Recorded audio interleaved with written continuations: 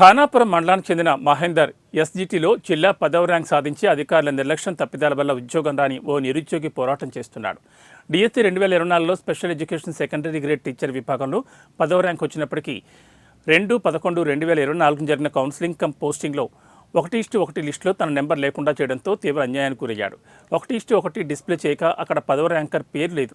అధికారులను సంప్రదించగా నిర్లక్ష్యపు మాటలు చెప్పారని ఆవేదన వ్యక్తం చేశారు.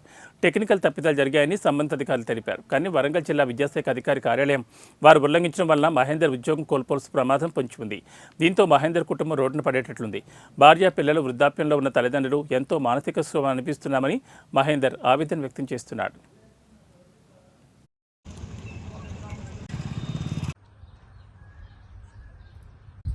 వరంగల్ డిస్ట్రిక్ట్ ఖానాపూర్ మండలం సార్.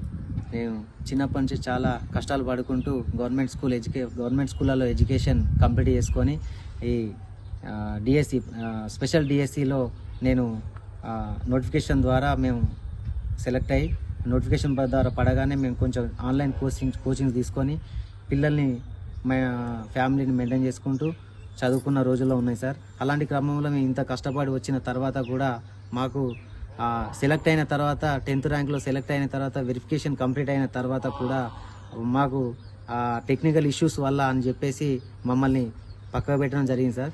దీని ద్వారా ఆ పక్క పెట్టిన క్రమంలో మేము ఆవేదనకు గురై మన మానసిక క్షోభతో గురై అటు డిఓ దగ్గరికి, ఇటు కలెక్టర్ మేడం దగ్గరికి, ఇటు డైరెక్టర్ ఆఫ్ స్కూల్ ఎడ్యుకేషన్ హైదరాబాద్కి చాలాసార్లు తిరగడం 2 నెలల నుంచి తిరుగుకుంటూనే ఉన్నాం సార్. మేము తిరుగుతున్నా కానీ నాకు ఎలాంటి న్యాయం జరుగుతలేదు సార్. ఎక్కడి పోయినా చేస్తాము, ఫైల్ ఫుటప్ చేస్తున్నాము, నీ పని అవుతుంది, నీకు జాబ్ ఇప్పించే బాధ్యత మాదే అని చెప్పేసి అధికారులు కూడా చెప్పడం జరిగింది సార్.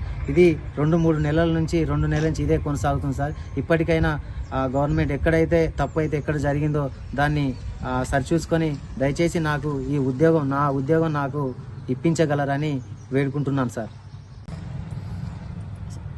నా పేరు మౌనిక.